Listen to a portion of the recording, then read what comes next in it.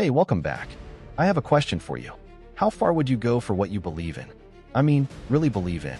Would you risk your wealth? Your reputation? Your entire kingdom? That's the thought that's been sitting with me lately.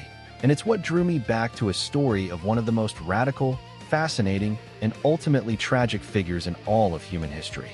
A king who tried to change everything, and in doing so, was almost erased from memory itself. I'm Ibnul J. Farabi, and this is Echoes of the Ancients. Today, we're traveling to the sun-baked banks of the Nile, to the height of Egypt's new kingdom empire, to meet the forgotten Pharaoh, Akhenaten, Egypt's heretic king. For centuries, the Egyptian universe was a crowded, noisy, beautifully complex place. Gods were everywhere.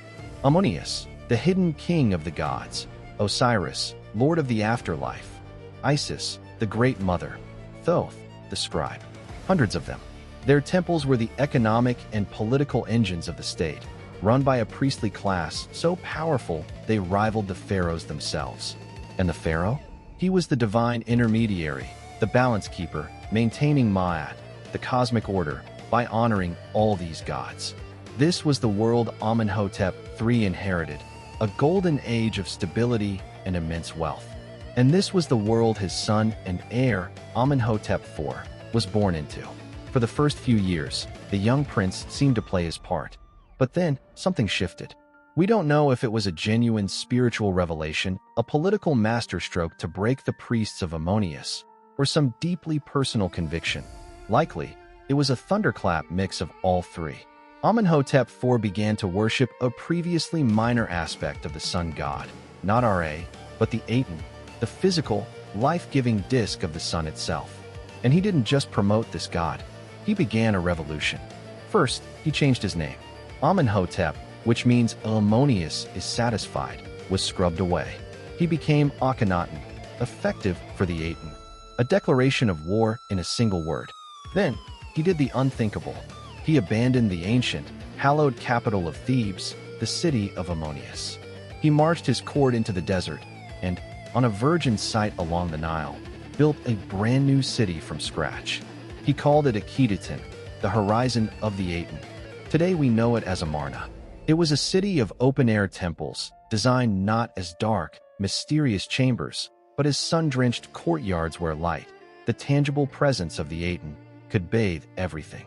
The art changed, too. Gone were the idealized, muscular, perfect pharaohs. Akhenaten had himself depicted with a strangely elongated face, a sagging belly, wide hips, and thick lips. Was it a religious statement? A realistic portrayal of a possible genetic condition? Or a symbol showing the pharaoh as a unique, androgynous conduit of the Aten's creative life force? It was shocking. It was deliberate. It was a complete visual and theological break from 1,000 years of tradition. And this is where his vision becomes both profound and profoundly problematic. Akhenaten declared the Aten was not just the supreme god, but, it seems, the only god. A sole creator who manifested as light, whose rays ended in tiny hands offering the egg, the symbol of life, to the royal family. And here's the critical pivot. Only Akhenaten and his queen, the legendary Nefertiti, could truly access this god. The people worshipped through them. In the old religion, you could pray to Osiris in your home. You could leave an offering at a local shrine. Now, the path to the divine was funneled exclusively through the royal family in their remote, holy city. For a people whose entire cosmic understanding was built on a pantheon of accessible, relatable deities, this must have been deeply alienating. The comforting myths of the afterlife were replaced by a stark focus on life under the sun. It was a top-down spiritual revolution, and it left the people spiritually homeless. Meanwhile, the empire frayed. Akhenaten, consumed by his religious project, seems to have neglected the daily, gritty work of governance. Cuneiform tablets found at Amarna, the so-called Amarna letters, show desperate pleas from vassal states in Canaan and Syria, begging for Egyptian military help against invaders. The responses, if they came at all, were weak. The mighty Egyptian empire, built by his warrior ancestors, was bleeding at the edges. The powerful military and foreign service, pillars of the state, were sidelined.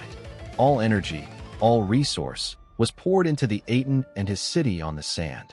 And then, Just as suddenly as it began, it ended. After about 17 years, Akhenaten died. His probable successor, a mysterious figure named Smenkhare, vanished quickly. And then the throne passed to a young boy, Tutankhaten.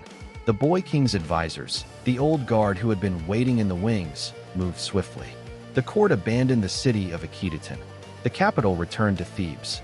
The young pharaoh changed his name from Tutankhaten to Tutankhamun, a powerful symbol, swapping the Aten for Ammonius. And then, they began the systematic, state-sponsored erasure of the Amarna period. Decrees were issued to restore the old gods, to reopen and fund their temples. Akhenaten's city was dismantled, used as quarry stone for new projects. His statues were torn down, his cartouches chiseled out of monuments. He was referred to in later king lists not by name, but as that enemy, or the criminal of Akhenaten. The goal wasn't just to undo his reforms. It was to obliterate his very memory, to pretend the heresy had never happened. The sun had set on the Aten, and a long, deep night of forgetting descended. It's this act of forgetting that I find so haunting.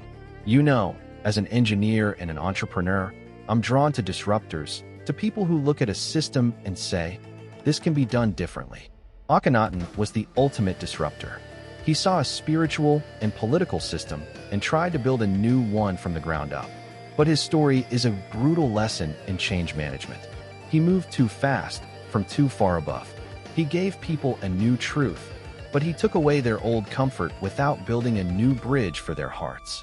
He centralized power and vision so completely that the entire experiment couldn't survive his passing.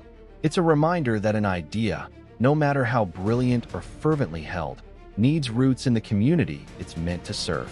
Otherwise, it's just a monument in the desert, waiting for the sands to reclaim it. For millennia, Akhenaten was a ghost, a footnote. It was only in the 19th century, when archaeologists began piecing together the stones at Amarna and connecting them to the defaced inscriptions elsewhere, that his story slowly re-emerged from the shadows. We're still putting the pieces together. In a way, his fate is the final, ironic twist. He sought to be the sole intermediary of light and truth. And for his trouble, he was condemned to darkness and silence. He wanted to be eternal, but he was almost made eternally forgotten. So, the next time you feel a beam of warm sun on your face, think of Akhenaten. Think of the king who saw in that simple, physical fact a single, all-powerful God. Think of his radical, lonely vision, his beautiful, doomed city, and the furious tide of history that swept it all away. He dared to reimagine the cosmos, and for that, he paid the ultimate price, not death, but erasure. And yet, he echoes. He is remembered not for his success, but for the breathtaking scale of his attempt. In his failure, he became unforgettable. Thank you for listening to this episode of Echoes of the Ancients. If this story resonated with you, please share it with someone who loves a good history mystery. For more deep dives into the figures and events that shaped our world, make sure you're subscribed wherever you get your podcasts. This show is produced by Light Knot Studios. You can find more of our work and support independent storytelling by visiting us at lightknotstudios.com. I'm Ibnul J. Farabi. Until next time, take care.